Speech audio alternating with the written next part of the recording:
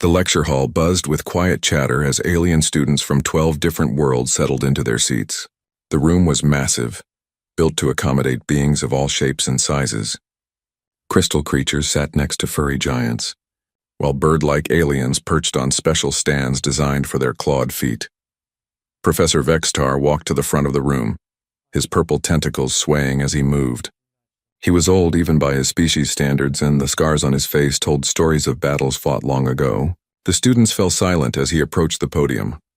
"Today we discuss something that most of you have never heard about," Vextar began, his voice echoing through the hall. "We will talk about the Forbidden Wars and the banned species." Jiho, whose crystal body caught the light and threw rainbows across his desk, leaned forward with interest. Next to him sat Mira, her bright blue feathers rustling with excitement. Behind them, Do-hyun shifted his massive bear-like frame, trying to get comfortable in a chair too small for his bulk. "For 847 cycles, our galaxy has known peace," Vextar continued. "We fight our wars according to the rules. We choose our battlefields. We limit our weapons. We protect the innocent. This is how civilized beings wage war." A student raised a scaly hand. "Professor, what about the old wars? Before the rules?" Vextar's tentacles darkened, a sign of deep emotion among his people. "Those days are gone. We learned from our mistakes. We created the Geneva-Andromeda Accords to make sure war never again became what it once was." He touched a control on his podium, and a holographic display flickered to life above the students' heads. It showed a list of rules that governed galactic warfare. No attacks on civilian targets, no weapons of mass destruction, no total war, no genocide. "These rules have kept our galaxy stable for centuries," Vextar said. "But there is one species that can never be allowed to participate in our conflicts. One species so dangerous that their very presence would destroy everything we have built." The students whispered among themselves. They had studied every major species in the galaxy. Which one could be so terrible? Jiho raised a crystal hand. "Professor, which species are you talking about?" Vextar was quiet for a long moment. Then he spoke a single word that sent a chill through the room. "Humans."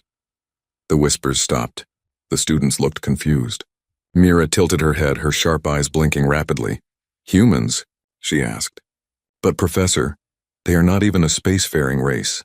They live on one small planet in a quiet corner of the galaxy. We barely mention them in basic alien studies."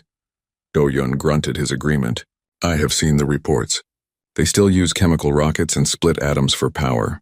They cannot even leave their own star system without help. How could they threaten anyone?" Vextar walked to the window that looked out over the academy grounds. Below, alien cadets from dozens of worlds practiced their combat skills in organized, peaceful ways.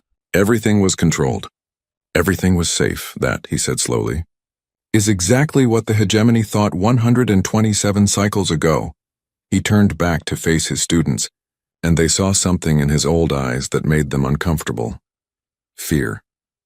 The hegemony was the most powerful military force in this sector of the galaxy, Vextar explained. They had conquered 17 worlds without losing a single major battle. Their technology was advanced. Their soldiers were well trained. Their tactics were perfect. The professor touched his control pad again. The holographic display changed to show a blue and green planet spinning slowly in space. "This is Earth," he said, "home to 8 billion humans. The hegemony decided to claim it as a mining colony. They thought it would be simple, just another primitive world to add to their empire." Jiho's crystal body flickered as he processed information. "Professor, what happened? Did the humans surrender?" Vextar laughed, but it was not a happy sound. "Oh, my young student, the humans did not surrender. They did something far worse. They fought back. But how?" Mira demanded. "You said the hegemony had superior technology and training." "They did," Vextar agreed. "And that should have been enough. By all the rules of warfare we know, the humans should have given up after the first week, maybe the first day." The room was completely silent now. Every student was focused on their professor, sensing that they were about to learn something important. Something that would change how they saw the galaxy. Vextar moved to the center of the room, his tentacles moving slowly as he spoke. "The hegemony sent 50,000 soldiers to occupy Earth. They used standard invasion protocols. Disable the military. Contact the government. Process the civilians. Clean, efficient, civilized." He paused, looking at each of his students. For the first 2 days, everything went according to plan. Human military bases were destroyed. Their governments were contacted for surrender talks. Civilian populations were being moved to safe zones. It looked like a textbook operation. Then what changed? Do-Yun asked, his deep voice rumbling through the hall. Vextar's expression grew dark. The humans stopped fighting like soldiers. They stopped fighting like anything we had ever seen before. The holographic display shifted to show tactical maps and battle reports. Red markers showed hegemony positions. Blue markers showed human forces. At first, the pattern looked normal. Then it became chaos. Look at these reports, Vextar said, pointing to the display. Day 3, human military units scattered into small groups. Day 4, attacks on supply lines instead of military targets. Day 5, civilian facilities begin producing weapons. Mira's feathers ruffled with confusion. Civilians? Professor, that violates every law of war. Civilians are not combatants. Tell that to the humans, Vextar replied grimly. Their farmers began poisoning food meant for occupation forces. Their engineers sabotaged power plants. Their children learned to build bombs from household items. The students looked at each other with growing horror. This was not war as they understood it. This was something else entirely. But, Professor, Jiho said, his voice barely above a whisper, what about their leaders? What about surrender negotiations? Vextar turned to face the young crystal being. There were no leaders to negotiate with. Every human became their own commander. Every human became their own army. The hegemony had prepared to fight a species. Instead, they found themselves fighting a planet. The old professor walked back to his podium, his tentacles moving slowly with the weight of memory. Tomorrow, we will study what happened next, he said quietly. We will learn why the mightiest military force in the galaxy was defeated by a species that had never left their home. World, he looked out at his students one last time. And we will understand why humans must never, ever be allowed to participate in galactic warfare. The class ended in silence, with every student deep in thought about what they had just learned. The next day, the lecture hall was packed. Word had spread about Professor Vexitar's previous lesson, and now students from other classes crowded into the available seats. Even some instructors stood along the walls, curious to hear the rest of the story. Vextar noticed the larger audience but said nothing. He simply activated the holographic display and began where he had left off. The Terran Integration War, he announced. That is what the official records call it. A simple name for something that changed how we think about warfare forever. The hologram showed a detailed map of Earth as it appeared 127 cycles ago. Cities, military bases, and industrial centers were marked with bright symbols. Jiho raised his hand. Professor, you said the humans fought back, but surely it was not effective. The hegemony had plasma weapons and energy shields. Humans only had metal bullets and explosive shells. Vextar nodded. You are correct about their technology. But you are thinking like a civilized being. You assume that technology alone determines the outcome of war. He touched his controls and the display changed to show the first day of the invasion. Sleek hegemony ships descended through Earth's atmosphere while bright beams of energy struck military targets on the ground. The invasion began at sunrise. Earth time, Vextar explained. Hegemony forces targeted every major military installation on the planet. Bases, airfields, command centers, weapons factories. Within 6 hours, Earth's organized military was effectively destroyed. Mira shifted uncomfortably on her perch. Then it should have been over. Without their military, the humans had no way to resist. That is what the hegemony thought, Vextar agreed. Their commanders sent messages to Earth's governments demanding surrender. They expected the humans to accept defeat gracefully, as any rational species would. The hologram showed hegemony troops landing at major population centers. They moved in perfect formation, their advanced armor gleaming in the sunlight. Everything looked orderly and controlled. For 48 hours, it seemed like a normal occupation. Vextar continued. Humans were processed and moved to designated areas. Government officials were taken into custody for negotiation. Industrial facilities were secured for future use. Do-Yun leaned forward in his too small chair. But something went wrong? Vextar's tentacles darkened. Wrong is not the right word. Something went unexpected. The display shifted to show incident reports from the third day of occupation. At first, they seemed minor. A supply convoy attacked by unknown forces, a communication array sabotaged, a patrol that failed to report in. The hegemony assumed these were isolated incidents, Vextar explained. Remnants of the human military causing trouble before being eliminated. This was normal for any occupation, but the reports kept coming. More attacks, more sabotage, more missing patrols. By day 7, the pattern became clear, Vextar said. The humans were not giving up. Instead, they were changing how they fought. The hologram now showed a completely different picture.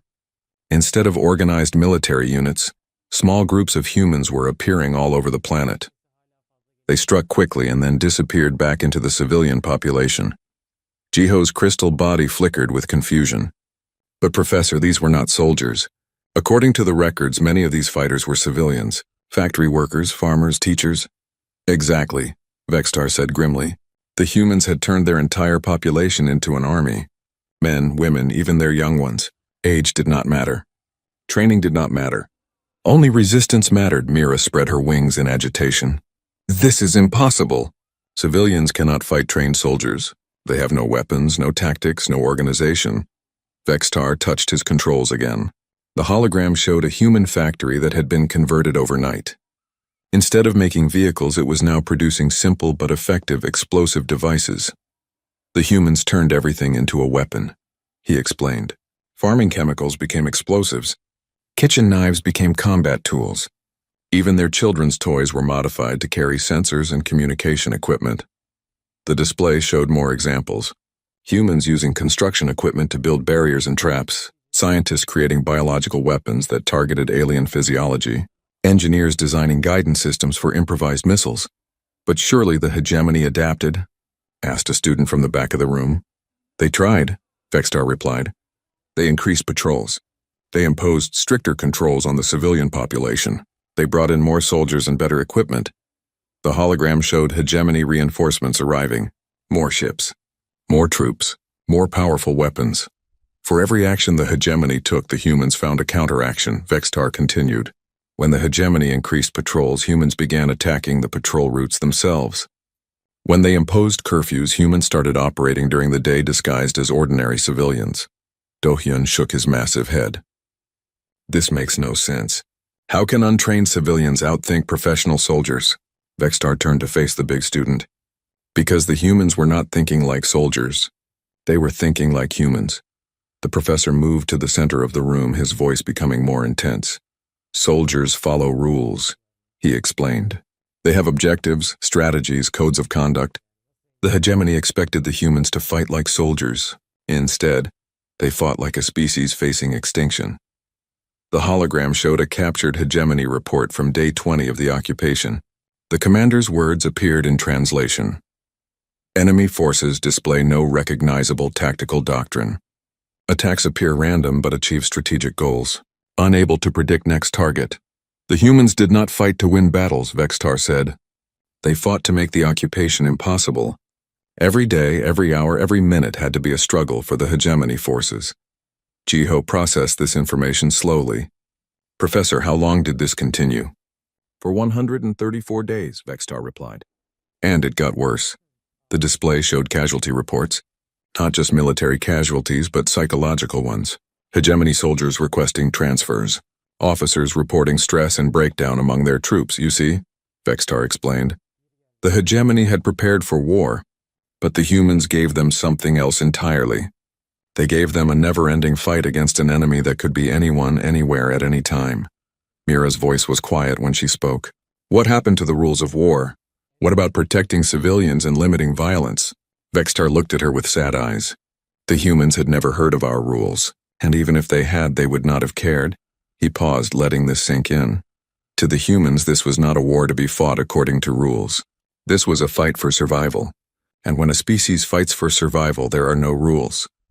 The hologram showed the final reports from the hegemony commanders. The words were chilling. Recommend immediate withdrawal. Continued occupation requires elimination of entire human population. This command is not prepared for genocide. Tomorrow, Vextar said quietly, we will learn about the specific tactics that forced the most powerful military in the galaxy to retreat from one primitive planet. He looked around the packed lecture hall, and we will begin to understand why the very word human now appears in our military manuals as a cautionary tale. The room emptied slowly. with students and instructors alike talking in hushed tones about what they had heard. The third day brought even more students to Professor Vexitar's lecture. News of the human story had spread throughout the academy, and now beings from every corner of the galaxy crowded into the hall. Some had even traveled from other schools just to hear what was being taught.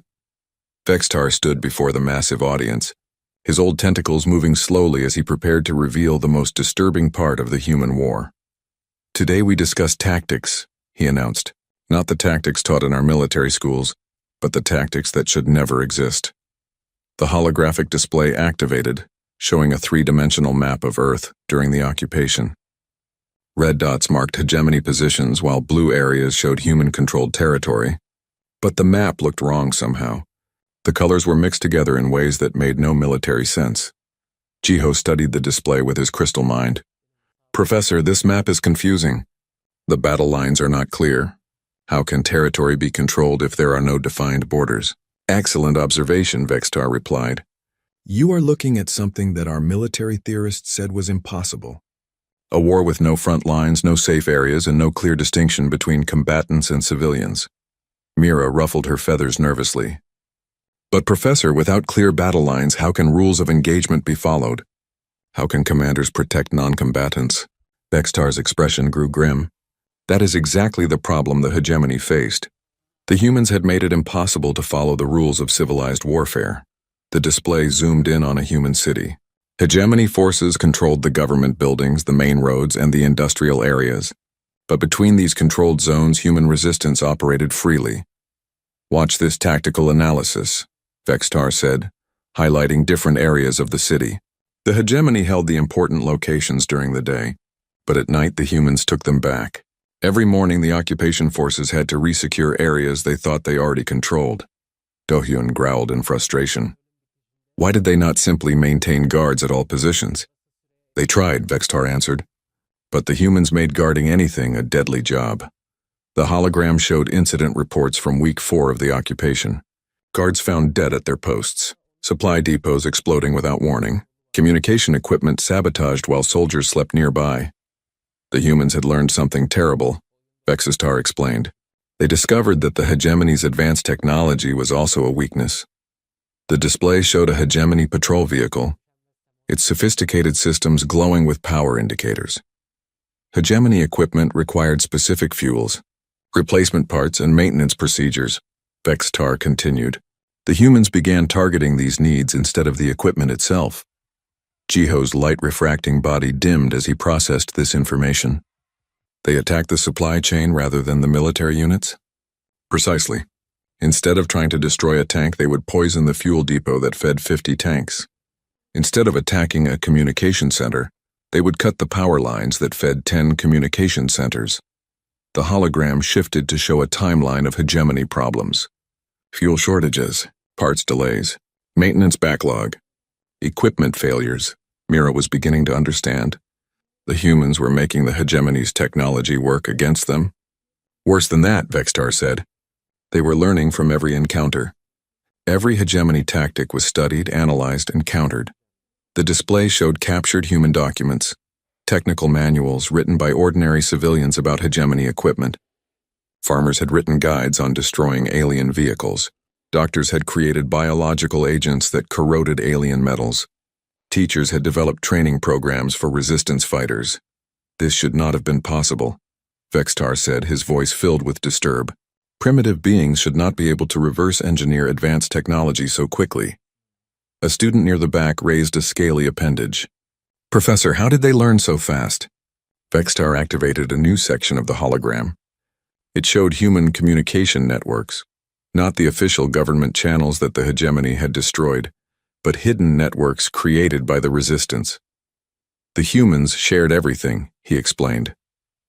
Every successful attack, every failed attempt, every piece of captured equipment was analyzed and the information distributed to every resistance cell on the planet.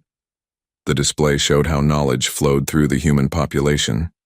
A successful attack in one city would be replicated in dozens of other cities within days. Improvements and modifications were shared instantly across the globe.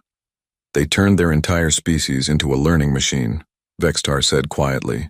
Every human became both student and teacher in the art of warfare. Do-hyun shifted uncomfortably. But surely the hegemony had superior training and experience.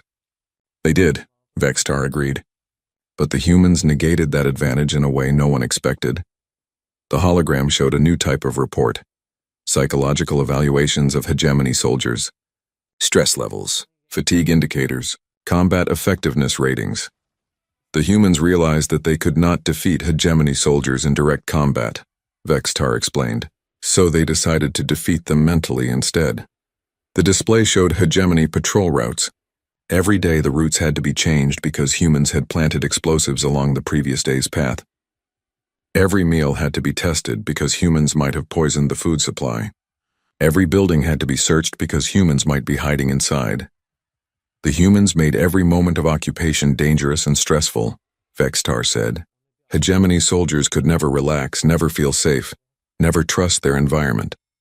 Jiho's crystal form flickered with understanding. They were using fear as a weapon? Not fear, Vextar corrected. Uncertainty. The humans made it impossible for the hegemony to predict what would happen next. The hologram showed incident reports from Week 8. A supply convoy attacked by children with makeshift rockets. A command post infiltrated by a human disguised as a maintenance worker. A patrol ambushed by farmers using modified farming equipment. Every attack was different, Vextar explained. The humans never repeated the same tactic twice. Just when the hegemony thought they understood the pattern, the humans would do something completely unexpected. Mira spread her wings in agitation. This is not warfare. This is chaos, exactly, Vextar replied. And chaos is something the human species understands very well. He moved to the center of the room, addressing the packed audience directly. Our military traditions are based on order, honor, and predictable rules of engagement. We fight wars the way we play games, with clear objectives and established methods for achieving them. The professor paused, looking around the room. But the humans were not playing a game. They were fighting for their existence, and when a species fights for survival, they will use any method, any tactic, any weapon available to them.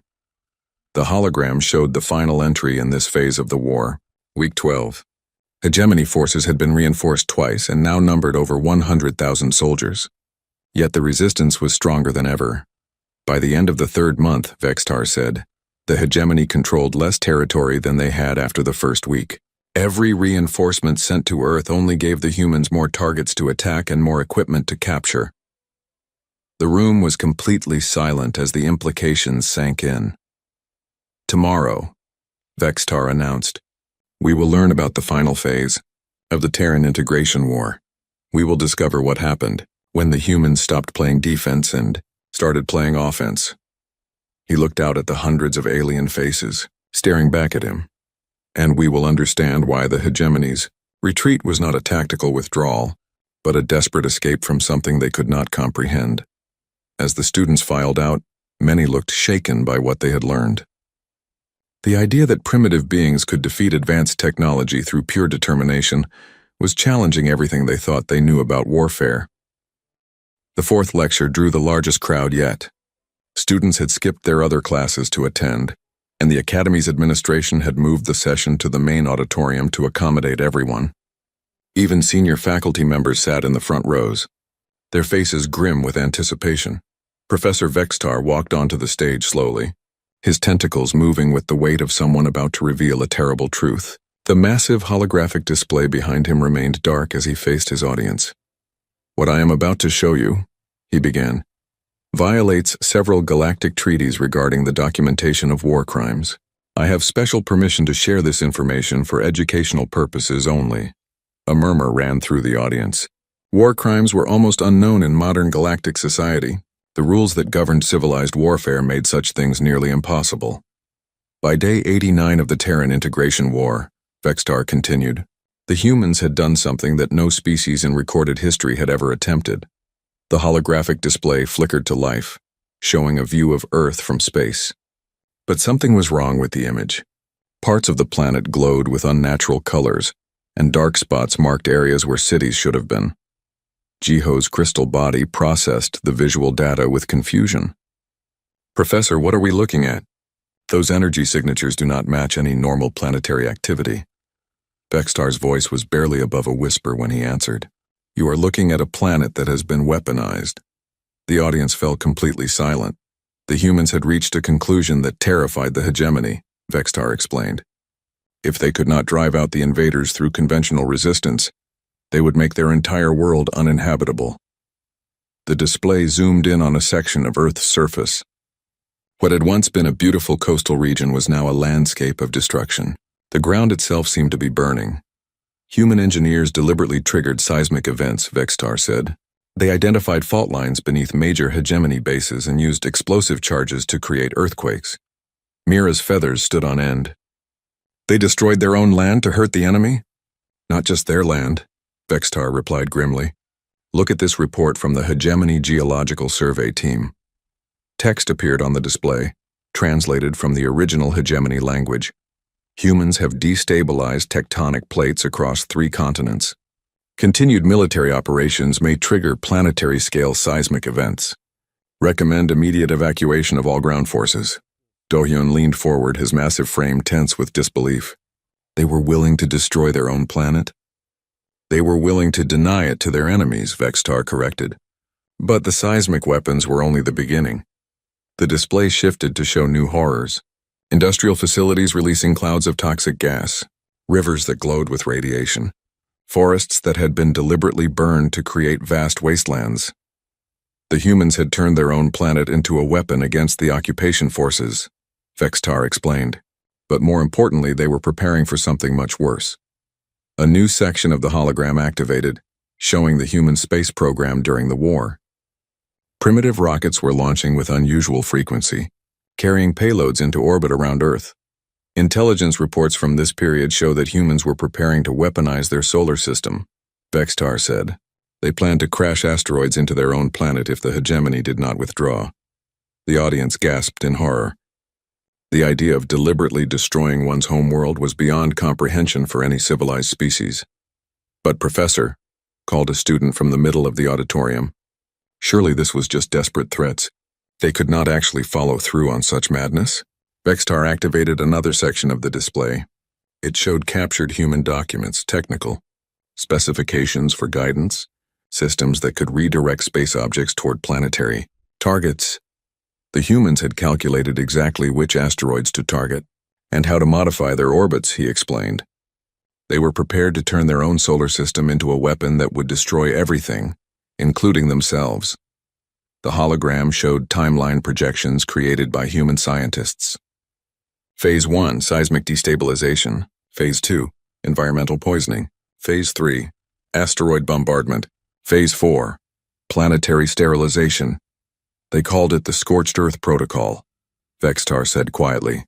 Complete denial of all resources to enemy forces, regardless of cost to themselves. Jiho's light-refracting form dimmed to almost nothing. "Professor, this is not warfare. This is species suicide." "To you and me, yes," Vextar agreed. "But to the humans, it was victory. They would rather die free than live as slaves." The display changed again, showing intercepted human communications from this period. The translations were chilling in their matter-of-fact tone. "If we cannot have our world, no one can have our world. Better to die on our feet than live on our knees. They can take our lives, but they cannot take our freedom." The hegemony psychological warfare specialists analyzed these messages, Vextar explained. Their conclusion was that the human species had entered a state of collective madness. Mira shifted uncomfortably on her perch. "What did the hegemony do? How did they respond to these threats?" Vextar's tentacles darkened completely. They tried to call the humans' bluff. They increased military pressure, thinking that rational beings would eventually surrender rather than commit suicide. The hologram showed the results. Human resistance became even more fierce. Environmental damage accelerated. And then, on day 127, something happened that changed everything. The humans captured a hegemony battlecruiser, Vextar announced. The audience stirred with confusion. How could primitive beings capture an advanced starship? They did not capture it through superior technology or tactics, Vextar explained. They captured it through pure sacrifice. The display showed the incident in horrifying detail. Human pilots had used their primitive aircraft as guided missiles, crashing into the battlecruiser's engines. The ship, crippled and forced to land, was immediately swarmed by human ground forces. But here is where the story becomes truly terrifying, Vextar said. The humans did not try to repair the ship or reverse engineer its technology for their own use. New images appeared on the display. The captured battlecruiser being loaded with massive amounts of explosive material. They turned it into a bomb, Vextar said simply. The largest explosive device ever created by their species. The final image showed the battlecruiser's last flight, a one-way trip toward the main hegemony fleet in orbit. Human pilots, knowing they would die, had volunteered to fly the ship directly into the enemy formation. The attack failed, Vextar said. The ship was destroyed before it reached its target. But the message was received clearly by every hegemony commander. He paused, looking out at his shocked audience. The humans were not just willing to die for their freedom, they were eager to die for it. They considered death in battle to be preferable to surrender. Do-hyun spoke quietly. What happened next? Vextar deactivated the holographic display, leaving the auditorium in partial darkness. Next, he said, we will learn why the hegemony, despite having overwhelming technological superiority, decided that Earth was not worth conquering. He looked around. The vast auditorium filled with hundreds of alien students, and we will discover that the Terran integration war was not just a military defeat for the hegemony. It was a revelation that changed how every species in the galaxy thinks about the nature of warfare itself. As the crowd slowly dispersed, conversations were hushed and troubled. Many students looked pale or agitated, struggling to process the idea of a species that would destroy itself rather than accept defeat. The very concept challenged everything they thought they knew about rational behavior and the will to survive. The final lecture was held in the Academy's largest facility, a massive amphitheater normally reserved for graduation ceremonies. Students from dozens of worlds had traveled to hear the conclusion of the human story. News feeds from across the galaxy carried live broadcasts of the event, and military leaders from every major species watched from their home worlds. Professor Vextar stood at the center of the stage, surrounded by holographic displays that remained dark.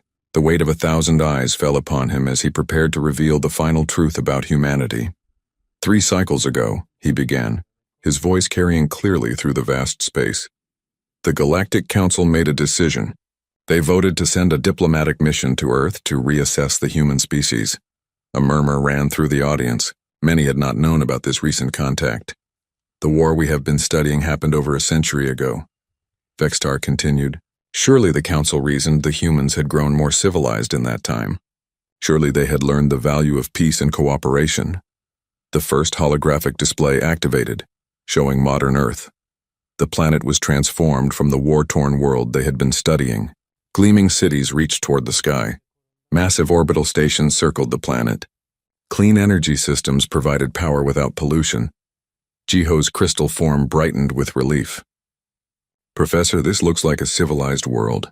Surely humans have joined galactic society by now. Vextar's expression remained grim. That is what the diplomatic mission hoped to find. They approached Earth with peaceful intentions, offering trade agreements, cultural exchange programs, and membership in the Galactic Council. Mira tilted her head curiously. What was the human response? The humans were polite, welcoming, and eager to learn about galactic civilization, Vextar replied. They hosted the diplomatic team for several weeks, showing them around their planet and sharing their culture. The holographic display showed scenes from the diplomatic visit. Humans and aliens working together on various projects, cultural presentations, scientific exchanges. Everything looked positive and encouraging. The diplomatic team was impressed, Vextar said. Human technology had advanced remarkably. Their society seemed stable and peaceful. They appeared ready to join the galactic community as productive members. Do-hyun leaned forward hopefully. So the ban was lifted? Vextar was quiet for a long moment. Then he activated another holographic display. The diplomatic team made one mistake, he said slowly. They asked the humans about their defensive capabilities. The new display showed a presentation given by human military officials to the diplomatic mission. At first glance, it looked like a standard briefing about planetary defense systems. The humans were happy to share this information, Vextar explained. They were proud of their preparedness and eager to show how they had learned from their previous encounter with galactic civilization. The holographic presentation began to play. A human military officer stood before a display showing Earth's defensive systems. Advanced orbital platforms, sophisticated missile networks, powerful energy weapons. Impressive, commented a student. But not unusual for a species ready to join galactic society. Vextar's tentacles darkened. Keep watching. The human presentation continued. The officer began discussing theoretical scenarios for planetary defense. Different types of alien invasions, various technological advantages that attackers might possess, methods for countering superior enemy forces. The humans had spent 127 cycles studying their first war, Vextar explained. They had analyzed every aspect of the conflict and identified what they considered to be their mistakes.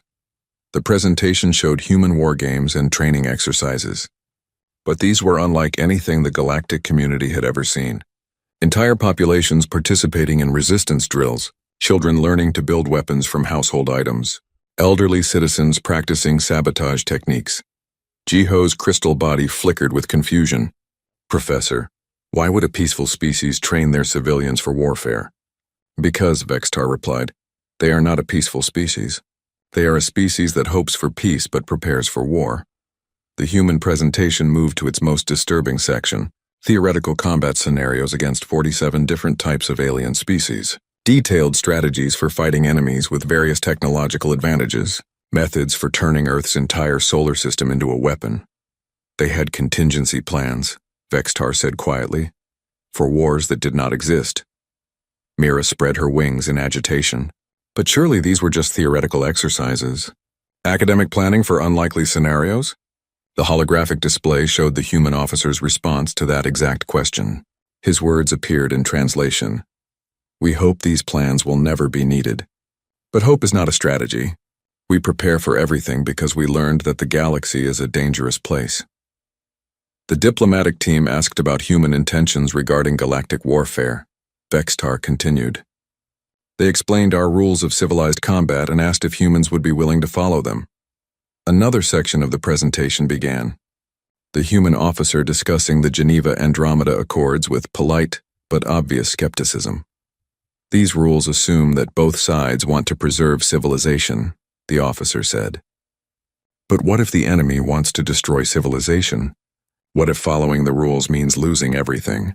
The diplomatic team tried to explain that modern galactic warfare was about limited objectives and controlled violence. Wars were fought to resolve disputes, not to destroy entire species. The human response was chilling in its simplicity. If someone attacks our world, it is not a dispute. It is an attempt at genocide, and we will respond accordingly. The diplomatic team realized they had made a terrible mistake, Vextar said. They had assumed that human military thinking had evolved along with their technology. Do-hyun spoke quietly. What did they find instead? They found a species that had spent over a century perfecting the art of total warfare, Vextar replied. Humans had not become more civilized. They had become more efficient. The final section of the human presentation was the most disturbing. Plans for offensive operations against potential alien threats, strategies for taking war to enemy homeworlds, methods for turning captured alien technology into weapons of mass destruction. The humans had studied every known galactic species, Vextar explained. They had developed specific tactics for fighting each one. They had contingency plans for scenarios that our military theorists had never even considered.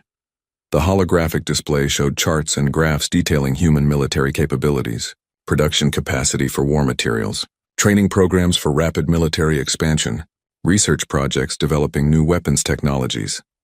When asked about their goals for galactic integration, Vextar said, the human response was both hopeful and terrifying. The final clip from the presentation played.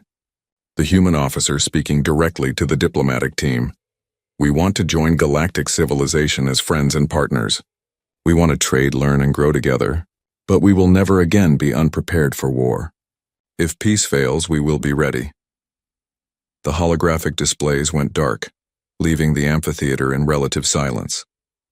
The diplomatic team's final report was unanimous, Vextar announced.